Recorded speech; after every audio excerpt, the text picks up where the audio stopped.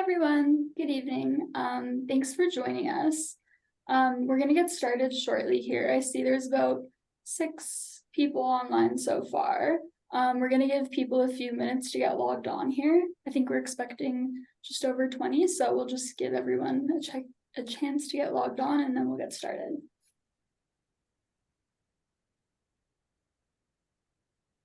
You should be able to see myself and the presentation on the screen here. If you're experiencing any technical difficulties, feel free to reach out to me in the chat and I can help you out.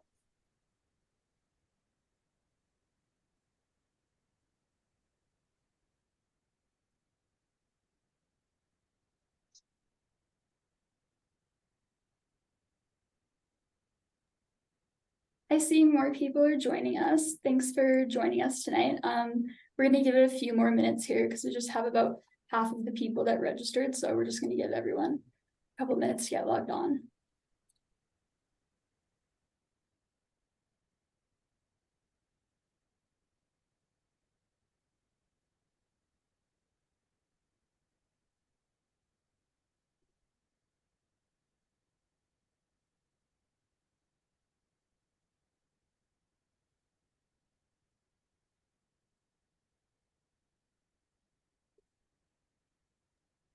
We only have about 11 people who've joined us so far, but you should be able to see the presentation on the screen here and myself and other members of the project team.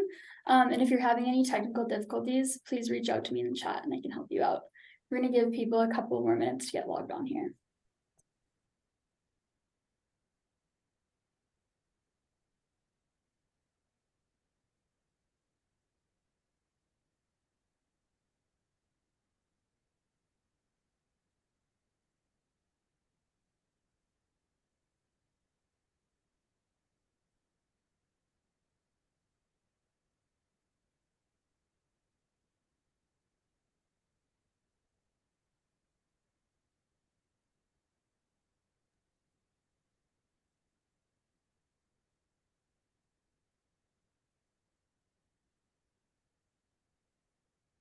So it's 5:32 now. I see we have about 12 people logged on. I might give it one more minute just to give people a chance to get logged on and then we'll get started here. Thanks for bearing with us. I know it can take a minute to get set up with Zoom.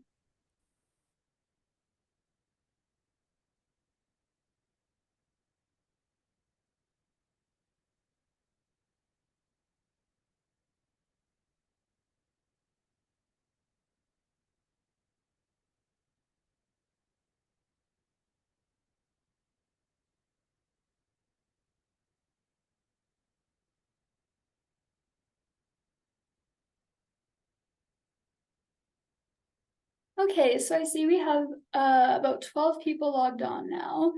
So I think we'll get started here. It's 5:33 now. First of all, I just wanted to introduce myself. My name is Megan McClure, and I'm with BNA, and I will be your facilitator this evening. Thank you again for joining us for the Palisades of Quarry Park virtual information session this evening. We understand that a virtual session may be new to some. Therefore, we want to make sure this is as simple and as enjoyable an experience as possible. A few housekeeping items. This session is being recorded, but all microphones are muted and your camera is turned off. If you have any questions or technical difficulties, again, please feel free to reach out to me in the chat function. We will start tonight with a presentation from the project team and give you an overview of the Palisades of Quarry Park project, and then we will open it up to questions at the end. You're welcome to post your questions in the chat function throughout. And again, just in case you missed the introduction, again, the presentation is being recorded and will be posted on the website if you would like to go back and watch it or share it with anyone else who is maybe not able to make it tonight. We will be collecting feedback through an online feedback form that we'll share through the chat at the end of the presentation. And all of the feedback captured tonight through the question and answer period and through the feedback form will be reviewed and put into an engagement summary.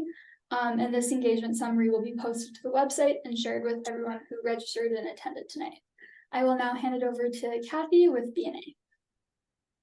Welcome and thank you very much for taking the time to join us. We appreciate that it's now December and things can start to get hectic and busy with the holidays approaching. I would like to introduce our team, and then we'll give you a rundown of what to expect in our presentation.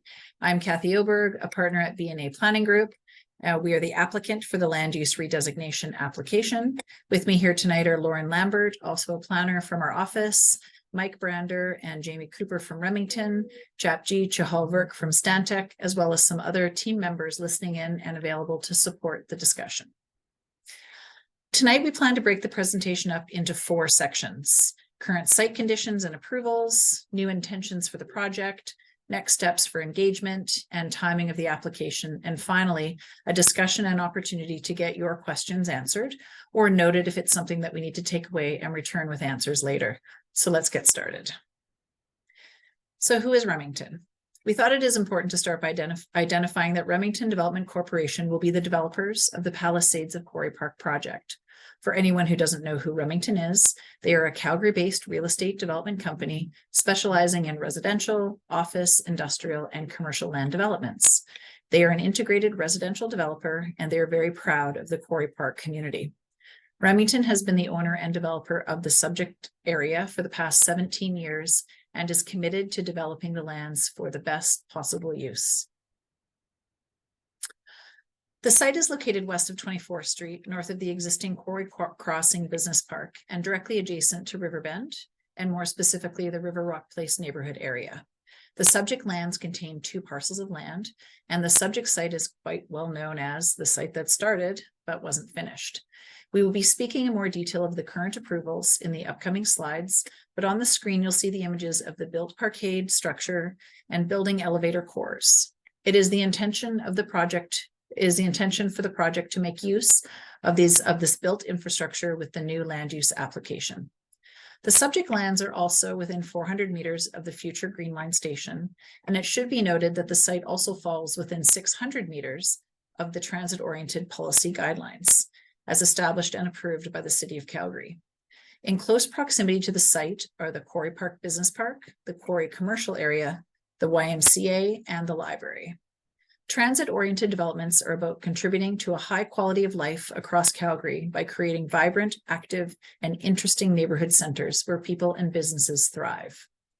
New development will provide the opportunity for more people to live, work, and shop within walking distance of public transit. And that means more citizens and visitors will have an easy, accessible, and economical way of living and traveling in our city. The transit-oriented development guidelines contain 6 policy objectives: ensure transit supportive land uses, increase density around stations, create pedestrian-oriented design, make each station a place, manage parking, bus and vehicular traffic, and plan in context with local communities. Remington is pleased to be offering residential units in close proximity to the future station that will meet these objectives. The site currently contains 2 direct control districts. And some of you might say, what is a direct control district? It is a special bylaw approved by council that while it follows one of the districts of the land use bylaw, it also has special rules or considerations that would be very specific to the site. The Southern District Direct Control, noted as DC 15D 2012, was designated as industrial business, and the special rules it contained controlled the floor area ratio, which is the size of the buildings, and it had rules related to building height across the site.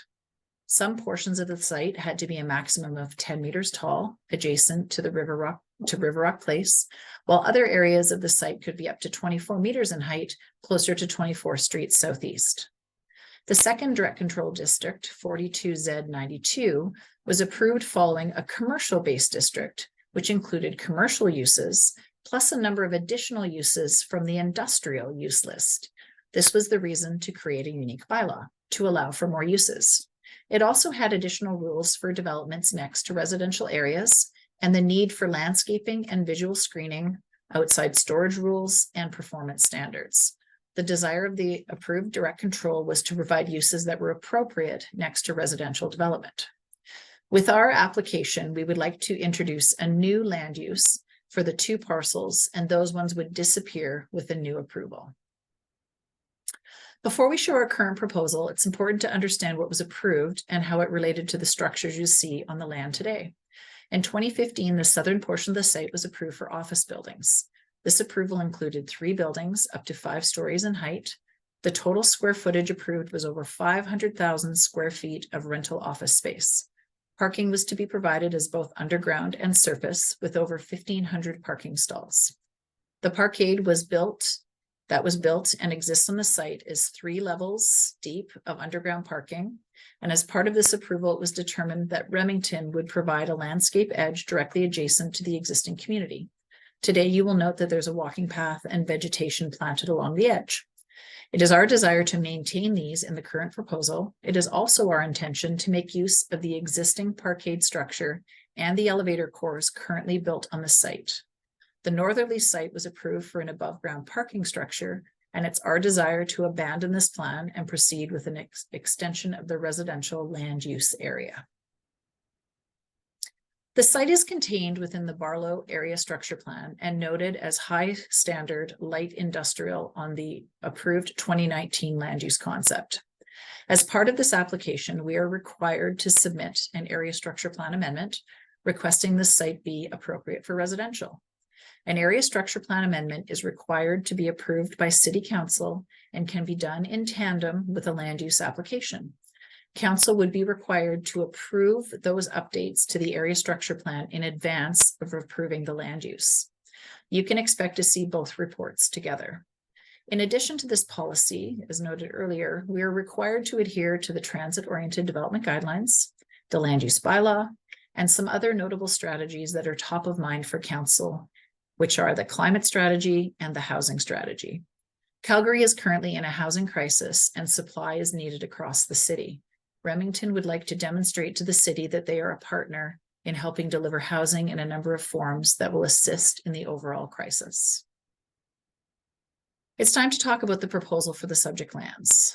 It is Remington's desire to consolidate the 2 parcels, as noted previously, into one single direct control land use.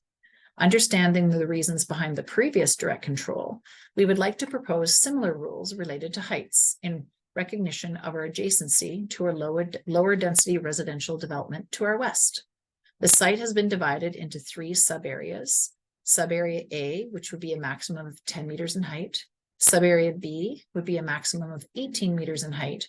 And sub-area C would be a maximum of 29 meters, with the exception of 2 point towers to be a maximum of 42 meters. We do have some images in the next slides that will better describe and visualize what these rules would mean. The base district would be changed from industrial and commercial, as shown in the previous slides, to be residential, and we are using the MH district in the land use bylaw to accommodate the point towers. This illustration gives a good indication of transition of heights from west to east in response to our location and existing development.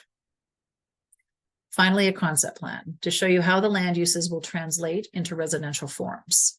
On the west, we are proposing an enhanced green landscaped area, a little bit bigger than what exists today. In the middle, 4-story apartment buildings. And as we transition to the east, we have 4 8-story residential buildings with 2 13-story point towers. The color palette increases in intensity as we increase in height. 3 of the 8-story buildings will be reusing the existing core structures from the previous office development and have been positioned appropriately. These buildings will be also utilizing the existing parkade for residents. All buildings are intended to have access to underground parking with some surface stalls, but a significant reduction to the previous office approval at grade. This design aligns to the intent of the previous land use regulations, and Remington is thrilled to be utilizing the existing core infrastructure on the site. Speaking to that a little bit further, Remington is exercising sustainable building practices by reusing the existing core infrastructure in the proposed residential buildings. They are also providing a diversification of housing options, which should help and respond to the affordability challenges we are seeing across our city. Our city is in need of supply across the entire housing spectrum, as supply is opened up when people move around based on their financial ability and open opportunities for others. Diversity of product is important for the city. In addition to providing additional housing supply, it's also important that we are thoughtful about our location. and our residential neighbors. With this in mind, we spent time reviewing the right building interface. And lastly, our future LRT stations are an investment that require density and intensity for success. We are pleased to be offering residential intensity within close proximity. Now we just need to get those stations built. We can appreciate that plans are sometimes difficult to really understand what's being proposed. And in the next 4 slides, we have a combination of sections and renderings to show you. Within this current slide, you can see a few things: our proposed buildings, the allowable height in red in the current approved land use, purple lines that show what was approved in the office approval, and finally, our sub areas along the bottom that align with our new land use application. So I can imagine I just said that very quickly. So I'm going to take a minute and I'm actually going to follow along with those lines to demonstrate exactly what I've just tried to describe. So looking here, you can see this red line, and I'm going to use my mouse to follow along that line. And that is the transition that exists in the current land use bylaw that is approved for the site. The purple lines, as I noted, you can see right here, is the outline of those office buildings that were approved in that previous application. And here below, you're able to see that we've got the sub area, which is that 10-meter maximum, the sub area B, and then the sub area C that would align with our new land use district. And right here, you'll see that's where our point towers are being proposed, quite a distance away from the residential area, and close to the existing structures that we have on the site now. Now on to renderings, which help provide a better understanding of the development. This is a bird's eye view of the subject site looking east. At this angle, you can see the enhanced green area with pathways, plantings, and some seating areas, the 4-story interface, and finally the transition to 8 to 12-story buildings closer to 24th Street. The intent is a well-connected pedestrian network within the subject lands into open space areas. It is not the intent of Remington to fence off the property, but have it available to walk through and utilize the paths and walkways. In this second perspective, we are looking south from the north, and you're able to understand the interface between the existing homes and the proposed development. As identified in the previous slides, this interface contains maximum height rules for built form. At this time, it is the intention of Remington to create a more enhanced green buffer. The point towers are separated by the transition zone and are consistent with other point towers within Quarry. If you look off into the distance, you'll see 3 point towers within Quarry Park to the south. And finally, please see our last rendering looking from the south to the north, demonstrating the green edge and interface. Remington is confident that they will be providing an exceptional residential development that thoughtfully considers the adjacent community. I'm now going to pass things over to Lauren from our office, who will speak to why here, precedent imagery, and next steps for this application. Once she's concluded our presentation, she'll moderate the questions submitted in the chat. So over to you, Lauren. Thank you, Kathy, and hello, everyone. Again, my name is Lauren Lambert, and I'm a planner here with B&A, representing Remington tonight. For those who may still be wondering why here, we would like to echo our previous statements and highlight the amount of consideration that Remington has put into this proposal. The existing state of the site represents underutilized land in a key location, and this proposal presents an opportunity for these lands to contribute to the vibrancy of their community. Again, the city direction for transit-oriented development and shortage of housing supply have been contributing factors that solidified Remington's intent to reimagine these lands in a way that supports the community and the city as a whole. Lastly, the proposal has managed to utilize the existing infrastructure, making for a more sustainable development practice. Next slide, please. Remington has successfully developed multiple residential projects in the Quarry Park and Calgary area. These images demonstrate some of the recent work Remington has completed and have been included to provide some indication of what the development could look like. These examples demonstrate similar built form to the current application and the level of public realm and quality of open space that one could anticipate in our current application. Next slide, please. The application was officially submitted to the city on November 30th and is being processed. Following circulation and review by the city, our team will receive comments and have the opportunity to address those comments prior to Calgary Planning Commission and public hearing of council. Folks will be notified once a public hearing date is set and have opportunities to voice any outstanding concerns or comments at that time. Following approval of the land use redesignation, subsequent applications for development permits will follow with additional detail regarding this development. You might wonder how we will be incorporating the public feedback that we hear tonight and if we will be sharing this feedback with the city. We will be preparing a thorough what we heard report, and this report will be provided to the city and to council at the appropriate time. Your feedback is important to us. Next slide, please. And now we would like to give everyone the opportunity to ask questions of our project team. As a reminder of the format, if you have any questions you would like to ask, please submit them using the chat function. To make sure that we're able to answer as many questions as possible, I may paraphrase questions for clarity or consolidate questions of similar themes. If you have longer, more detailed questions or feel that they need additional conversation, please feel free to email Megan at mmcclure@bastudios.ca. She will share her email in the chat for you as well. To be respectful of everyone's time and so that we don't run past our 7:30 end, if there are any questions that we aren't able to get to, we will be keeping track of all the questions. And if we've missed any, we'll follow up with an FAQ sheet over the next few weeks. Okay, I think we've been talking for long enough now, so we'd like to formally kick off the Q&A session. I see we have some questions already kicking off the chat, so let's get started. The first question that we had was about parking and how far is the parking area from the abutting single detached dwellings on River Rock Place? And will it be fenced or screened from the existing dwellings? Thanks for that question. I'm just trying to check with our team. I know we were going to check on some distances. Do we, Jamie, did we get that calculation on how far we were to this parking area? And maybe Mike, in the meantime, could I have you comment on the fencing that's being asked?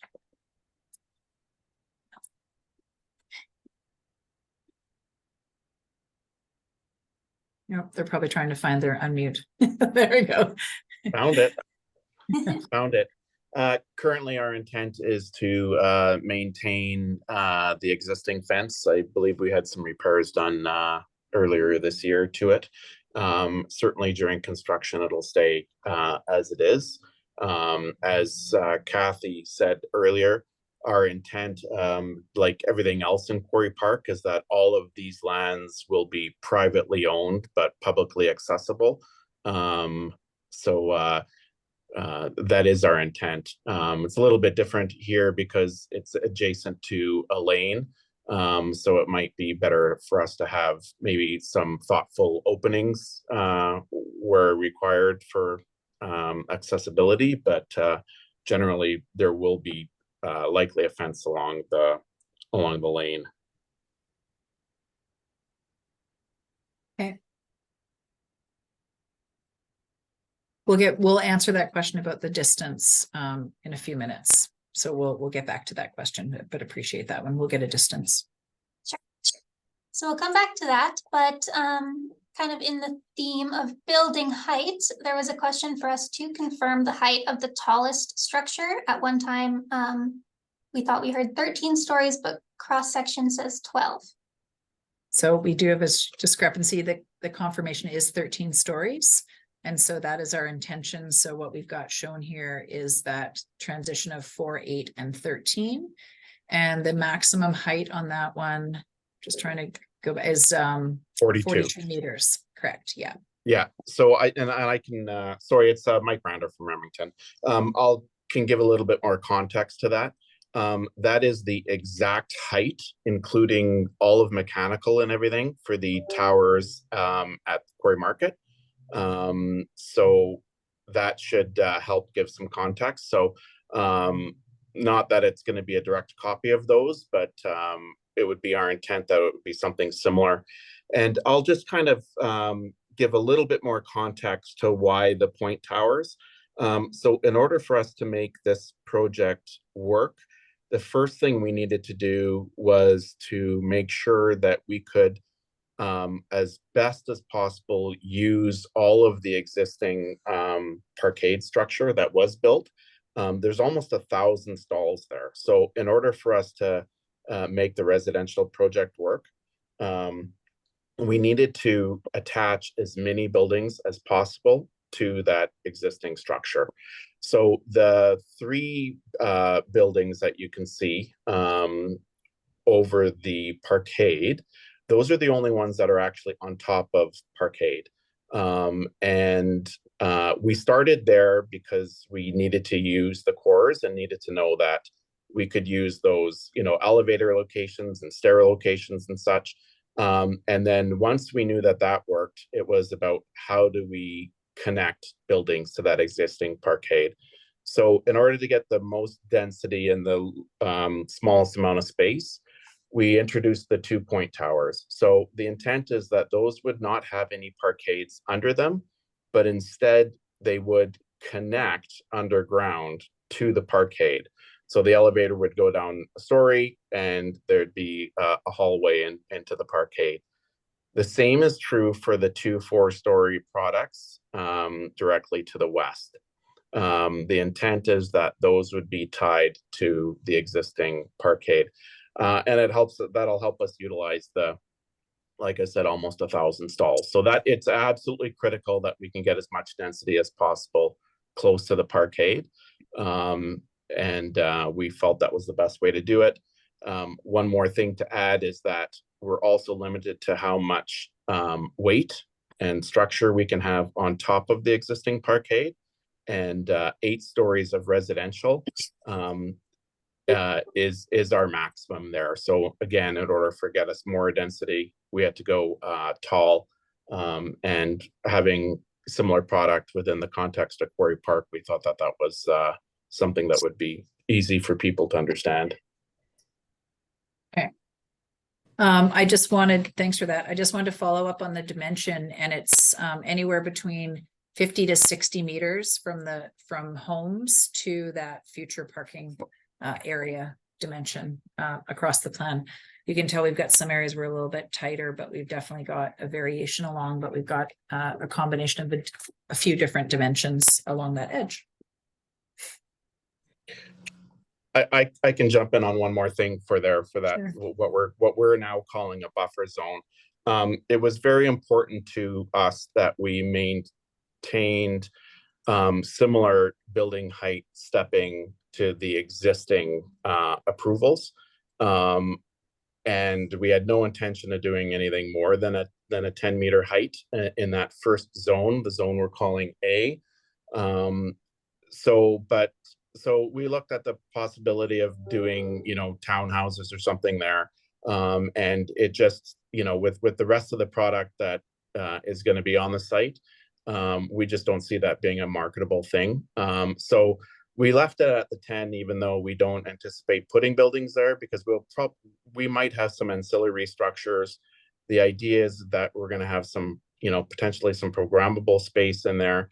And quite frankly, we haven't gone that far with the design yet for the site. This still very much is concept, which is why the elevations and stuff that you guys were previously shown had just very simple line work to it. We have not yet gone to detailed design for each of the buildings.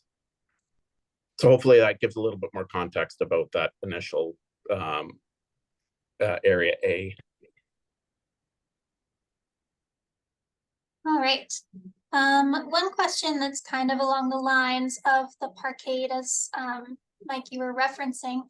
Maybe we don't have a map that shows exactly where the underground parkade is, but could we maybe using the hand kind of demonstrate generally? The structure falls under these 3 buildings. You can kind of see it if I go back to this here. This is the parkade structure. Yeah. And then we've received a couple of questions about the population estimated, the number of units. Sure. Lauren, our total number of units for the project. So the we're still at the land use stage, so the number of units is going to be subject to some fluctuation as the development permit details arise, but it will be approximately 1,100 units is our best guess at this point. And what we typically do is we do 1,100. We use a 1.5 people per unit with this type of density, which is about 1,650 residents. Some units might have 2, so it's probably in the range of 1,600 to 2,000, depending on how many live in each unit. But when we end up with this type of form, the multiple is 1.5 people per unit. Right. For a population. Yeah. And in the same kind of tone, is it known at this time if the residences will be condominium or rental tenure? Sure. Mike, did you want to answer that? Sure. It's we don't entirely know right now, but given the market, it's likely the vast majority of them will be rental. And there was also It's the same as those at the market right now. Same type of product. And in the same theme of product, what is the type of variety of units available, acknowledging again that it's not completely known at this time, but will there be a variety of sizes and bedrooms, especially for families? Yeah, again, we haven't settled on that exactly at this point, but absolutely there will be a variety. I can't comment on what the sizes would be at this point, and they would likely vary between the different buildings slightly. But you know, we'll see it. I don't anticipate we'd kind of do bachelor units, but for sure 1 bedroom, 2 bedrooms. We do a lot of the 1 bedroom and dens, and likely be some 3 bedroom product as well. We took an average of bedrooms to get to the number that we had. We're proposing in that 1,100 units. So as to Mike's comment, it'll probably vary between the buildings, and then we'll see what the market demand is for units in this area.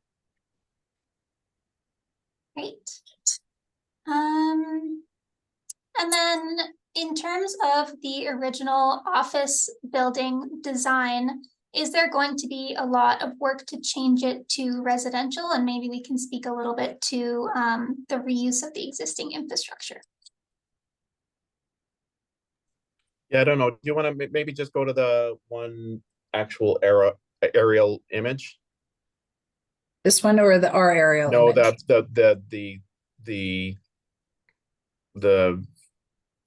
your one of your first slide. Your slide Existing 4. Conditions, I think. Slide 4, yeah. Maybe zoom in a little bit on the bottom left image of. So like we said, so that the core locations can't change. You can kind of see like the one on the south end, the bottom. That's just a stair core, for example. So it's the 3 sides of it. So what won't be the same is our floor to floor heights. The floor to floor heights for the office is different than the residential. So where this was 5 stories, we're probably going to get 7 to 8 stories within the same height. So you can see on kind of the other cores where there's like door openings and such for the elevators. That indicates the floor to floor heights there. That will no doubt have to change. Obviously will change. So we might have to cut those door locations out and then block in the new gaps to it. But the intent is to keep as much as of that concrete structure as possible.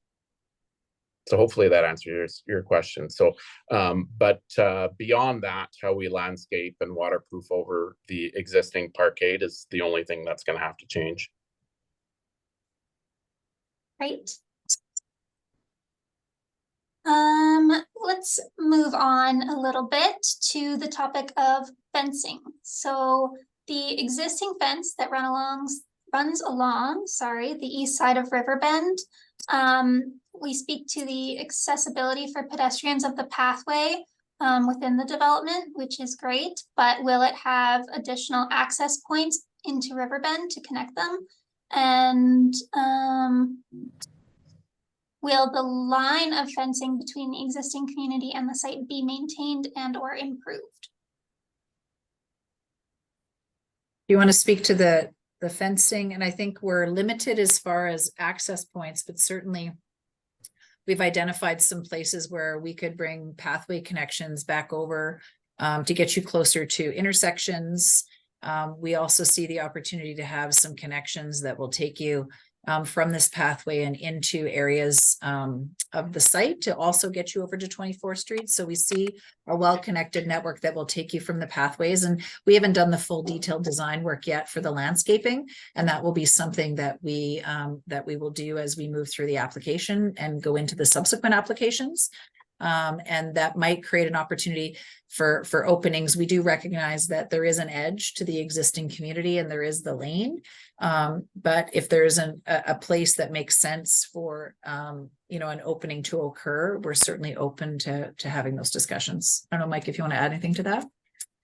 Yeah, no, I would, just say we're absolutely open to having discussions about it. To me, it wouldn't make it would need to make sense where you provide the openings. Obviously, it's naturally going to happen on the south end, where the existing path runs north-south, east-west.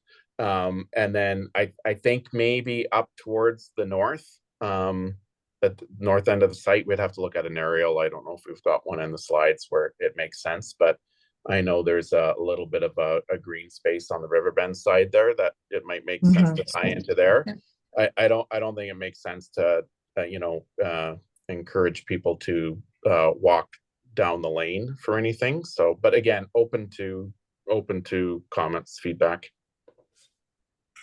Yep. Thank you, Mike.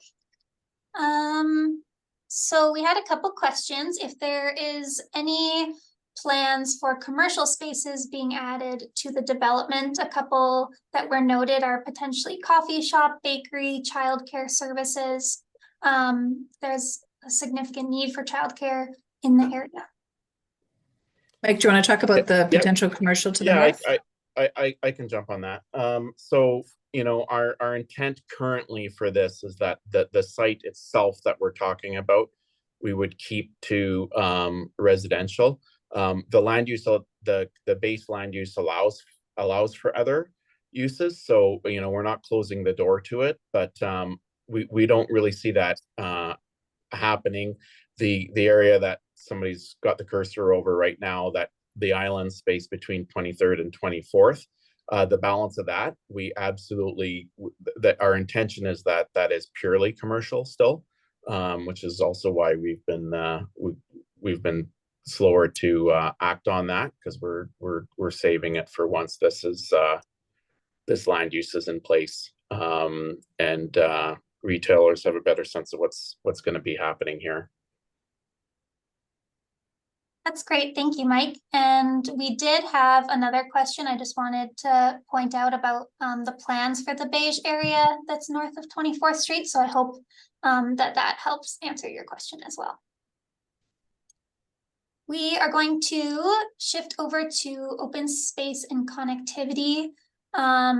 If there is going to be any off-leash areas in the new green spaces. And in terms of pedestrian connectivity with the green line and to the co-op across the mall, what does that connectivity look like? Yeah, I don't think we've considered some of the programmable items or talked about an off-leash park. Mike, do you have any comments on that proposed use? Well, we haven't talked about the we haven't programmed the amenity space at all. Like I said, that it's obviously going to be something we'll be doing a lot of work on. Regards to the off leash, yeah, I don't, probably not on this site, but if the community is interested, that's the type of thing that I could see being a good use on top of the what you see there as the Shepherd Industrial and stuff. We can, if enough people are interested, maybe that's something the city can look to do on the old Ogden site. So it's something we'll definitely note as part of the correspondence on this application. And then what was the second part, Lauren, about asking about connectivity to the south? Is that what was being asked? Yeah, pedestrian connectivity with the Green Line station as well as the town center commercial area. So we do see. Okay, go ahead, Mike. To the Green Line, it would be straight down, through the pathways, straight down 24th. To the market, from this spot, the best location exactly is down the existing pathways, which head through and go across to the market. Great.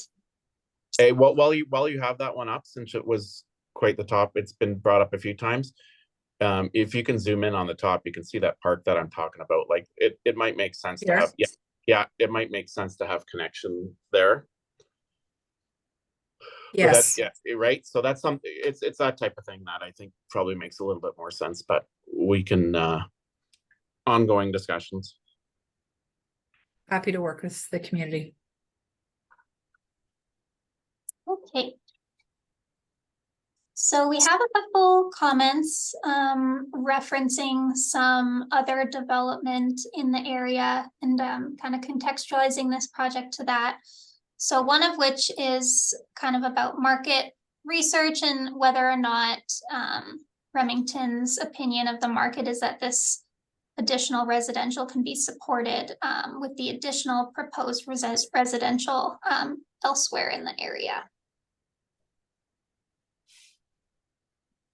Do you want me to comment, Mike, or do you want to make a comment? I mean, we're at a point right now that we need housing supply within the city and across the city in all the sectors. I just learned that, the University of Calgary is looking at trying to bring in another 18,000 students per year. So housing is definitely needed. It was seen as part of the housing conversation in September with council and committee that the desire is to try and get a full spectrum of housing built across the city.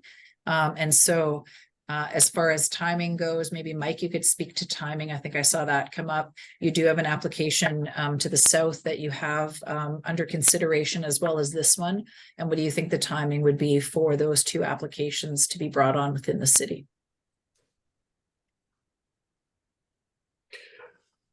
Well, submitted the land use application, so you can speak to how long we expect. Oh, that timing.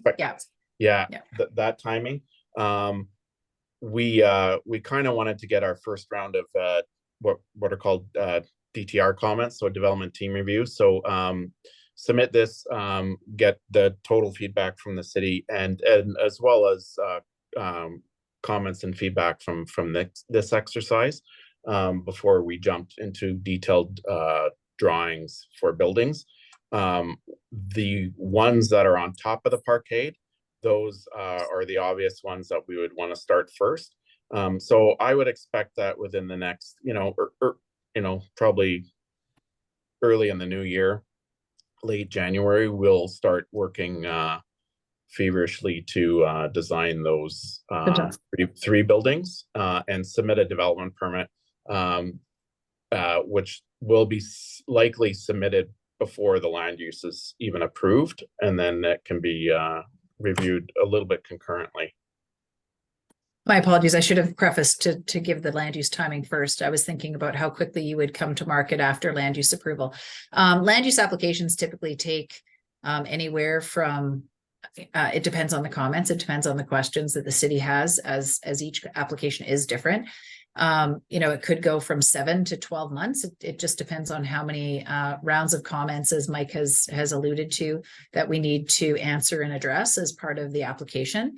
Once that, as Mike has has stated the desire is to have a concurrent, or not concurrent, but in, around the same time, have a development permit put into the city that will at least be under consideration when the land use is brought forward. And so you can expect that if we go through this process with it just being submitted, we're looking at about mid-year next year, just for land use approvals, and then likely the process of development permit after that, which would you say, Mike, is putting you into construction likely 2025? 2025 would be the earliest for construction, somewhere in there? Yeah, that's reasonable. Yeah. Okay. Okay, I'm gonna give Mike a little break and bring up the transportation questions. So if we could just speak to generally the impact to the vehicular infrastructure, considering that there are some other residential developments planned in the area, and how the traffic is going to be addressed.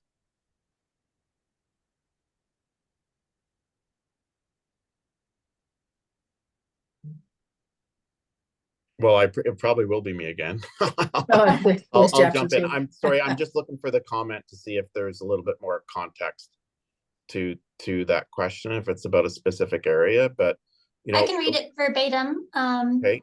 It seems there is a very large amount of additional residential planned in the next few years, with no change to vehicular infrastructure to an already high traffic area, specifically 24th and 18th.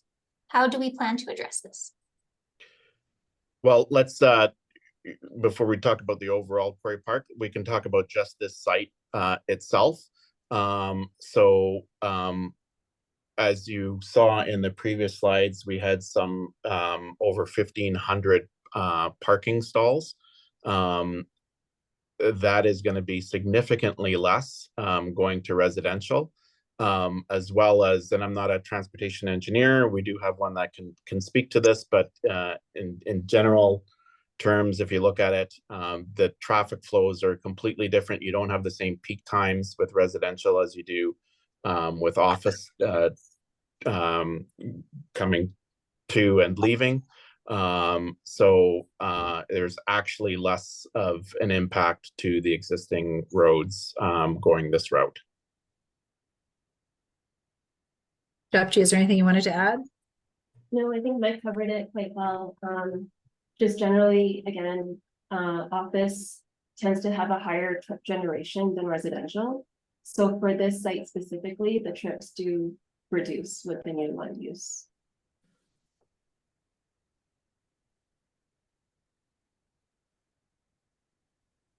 Okay. We also had a question about the 3-point towers in Quarry Park near the co-op. Do we know if those are the same height as the point towers being proposed here? We do know that the 42 meters that we put as a kind of a benchmark in this DC are the same heights as those 3-point towers at the co-op that you're talking about. Great.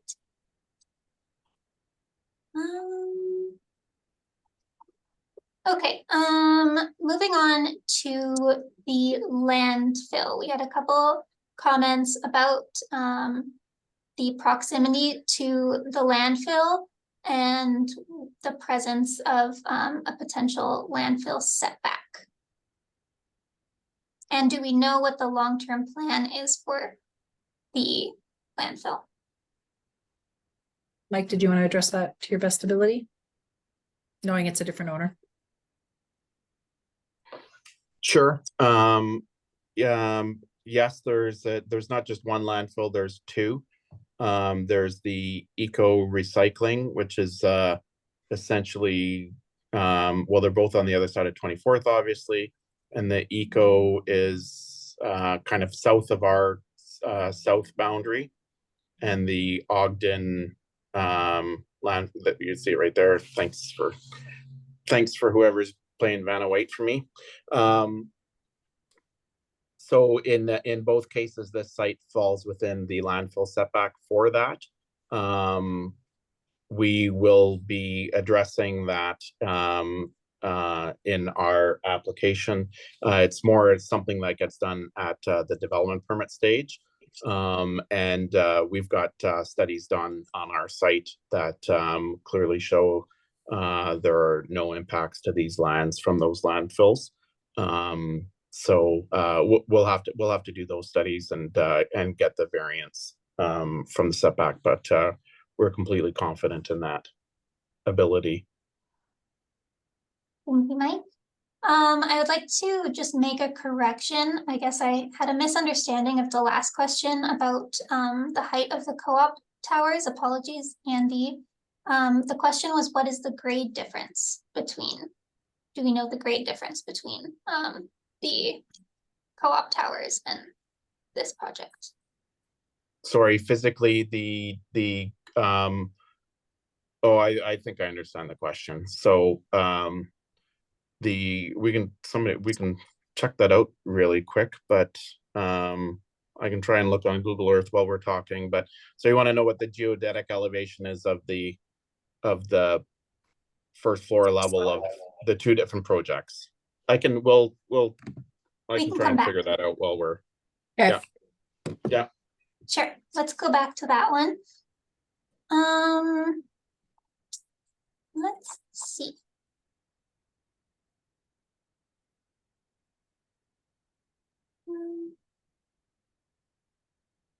I appreciate the comment.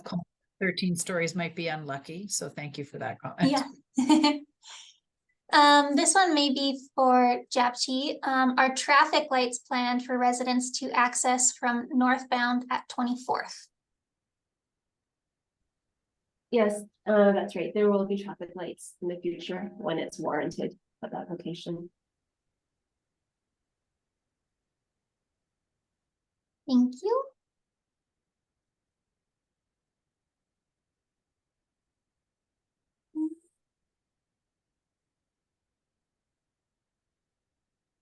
Are there any units, affordable units, planned for this development?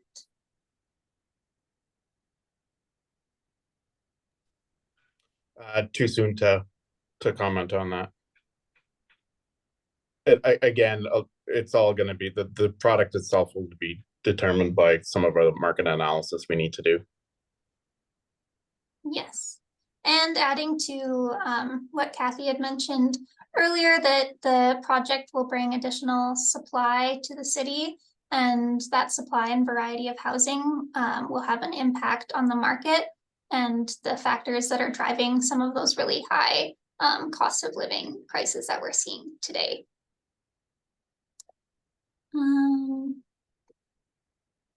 Lauren, we'll probably have to respond to the geodetics after the Yeah. presentation. We'll include that as part of our response, but appreciate the question. So we'll get that exact information afterwards. Okay. And can we speak to Quarry Park as a whole in terms of additional traffic? Do we know how many vehicles a day can 24th and 18th handle? Sure, and I don't know if Japji, if you want to speak to that specifically. I mean, the analysis was done that concluded that the previous approval was it met there was capacity for that. I'm assuming that it was equal or less than, but Japji, I'll let you comment on that and answer the question if you can. Yes, for this particular site, the overall trips do decrease for the AM and PM peak hours. But in terms of Quarry Park as a whole, I don't know, Mike, if you can speak to that, but I can definitely get more answers to what the capacity is at for 24th and 18th and provide that at a later time. This will be something that the city is evaluating as well during the circulation process. So just to give some an understanding to all of you, when we submit an application and it goes into circulation, it actually goes to many different specialists and areas of not only specialists within the city, but also the other partners, for example, NMAX, ATCO, school boards. There's a whole host of stakeholders that receive the application and provide comments. And typically what we see is if there's questions or additional analysis that's done, or, you know, just to this last question that was asked, if the city needs different analysis run, say, you know, a different time of day or something like that as part of the application review, then those are the questions we get. So when I made a comment about sometimes an application could take, you know, 7 months, 8 months, sometimes it could take 12 months. It just depends on the level of analysis or the types of questions that we get asked. And so at this point in time, we've submitted the application, it's in circulation. We'll likely see comments in January, probably towards the end of January. And then we'll start to address them and see if there's additional analysis that needs to be done. So the city does do a rigorous process in evaluating each application. Thank you, Kathy. So one of the last questions we have here is, where will there be further engagement sessions as the development progresses? And that's a great question.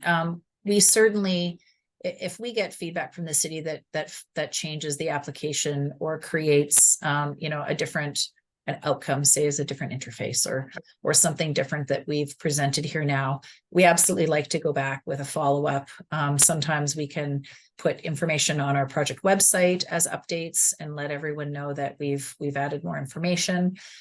We could go back, we could have another session like this if warranted. And it was important to do a follow-up.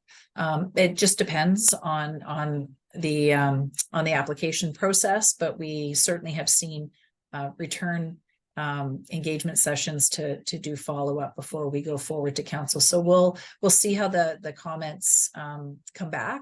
And certainly if there's a lot of questions that come as part of this process from yourselves, from the community, we certainly will answer those as well. It's also important to us to go back and forth with the community association to answer. Sometimes they get more combined questions from the community that they want to see answers on, and sometimes we return back to the community association as well. So you could see us again in this type of forum or with some project updates, but we definitely will keep you informed.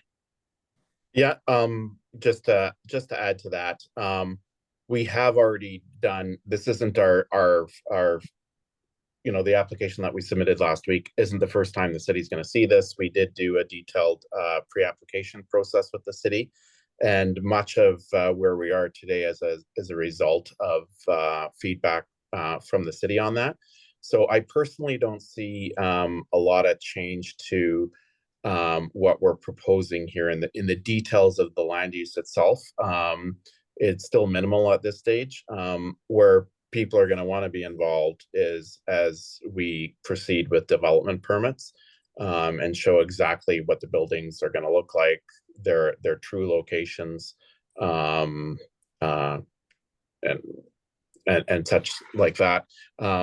At this time too, we don't know if it's going to be a single DP for everything and then phase it, or if we're going to have multiple development permits for this site. So hopefully that helps as well. Thank you, Mike. So that is the last question that I have seen. I will give the next 5 minutes to maybe allow folks, if you have things that you feel are unanswered or that we've missed, please add them in the chat, and also to the project team if there's anything that we would like to reiterate or that you have seen that we have missed. Please send that through. We did get one additional question. As a homeowner right along the proposed site, we really have no option.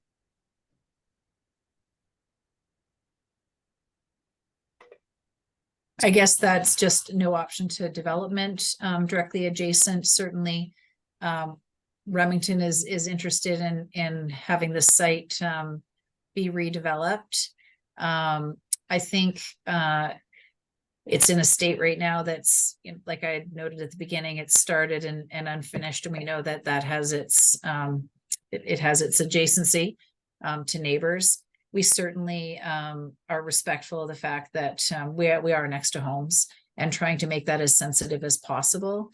And like we noted, want to work with you if there's certain pathways or certain connections that are valid, that would be beneficial that we could make. It's definitely, land within the city. The ultimate goal for the city is to redevelop land that they bring into the city limits, and through policy has been identified as a place to develop. And we're hoping that this proposal here is a little bit is more appropriate to yourselves versus the previous one. So that's our ultimate goal, but we hope to do it sensitively enough. Thank you, Kathy. I'll give it another minute here and then I'll hand it over to Megan to wrap things up for us all. Thank you everyone for your contributions. Yeah, thank you everyone so much for taking the time to attend today and all of your questions. I do see that some people have dropped off, so I just wanted to give a reminder. I'll just put the online feedback form again. Oh, there's another question. What will this do to our property taxes?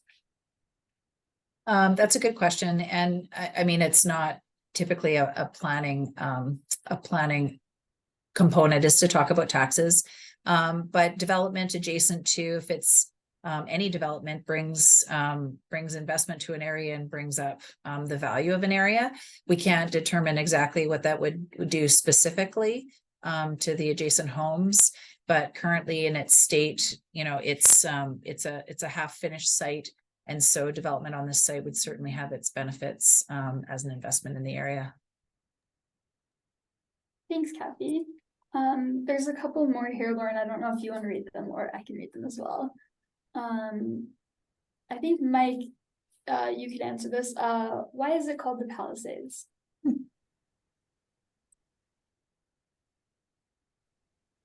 I actually can't answer that. Because yeah, it came up in our naming committee. I wasn't involved, so I can't give you the history to it. But that's its current anticipated name. Sounds good. We have another question, Mike. Any comment on the other parcels Remington owns by the river? Would those be developed last in the community? Do you have any comment on those ones? Yeah, I'm not able to speak to exactly when they will happen. I can tell you those are not our focus right now. This is our next focus after the stuff we did by the co-op. So we don't have anything in the works right now for along the river. But it will come eventually. Yeah, it absolutely will come. Sounds good. Thanks, Mike. Yeah, I don't see any other questions coming in right now, but I will put oh, sorry, I keep on jinxing. Is there a fourth tower going in at the co-op? Yeah, we do have that is approved. We've got development permit and building permit in place for that. So we are currently undergoing pricing exercises for that. But all the approvals are in place for that. Thank you. Yeah, so we're just at 6:33 here, and this information session is scheduled to go to 7:30. So you do have time if you want to submit some more questions. In the meantime, I'll just drop in the online feedback form and project website and my email address again into the chat, just for everyone to have. With respect to the event today, these presentation slides will be posted on the project website as well as a recording. So we would appreciate you providing your feedback to us through the feedback form linked in the chat here. And it will also be available on the website, as I said. We will continue to update information on the website as the project progresses. So please check for ongoing updates. And if you go on the website now, you can sign up for email updates if you're not already. But everyone who's registered to attend or attended the event tonight will get an update email with all the information. We do have a couple takeaways, so we won't lose sight of that, and we will get back to you with some information. And I echo the appreciation Megan is sharing for your time tonight, knowing that it is supper time and we did it right through supper. So appreciate your attendance and hearing a little bit more about the project. We will always take comments whenever they're received and acknowledge them and see if and give them consideration. So please feel free if that, if you've got something a week from now that you want to follow back up on, we certainly will keep that line of communication open. Yeah, absolutely. Thanks, Kathy. I don't know if anyone else from the project team has any final comments. But we just want to say again, thank you so much for attending this session, and feel free to reach out to us, and we hope you have a great rest of your evening if no one has any other questions.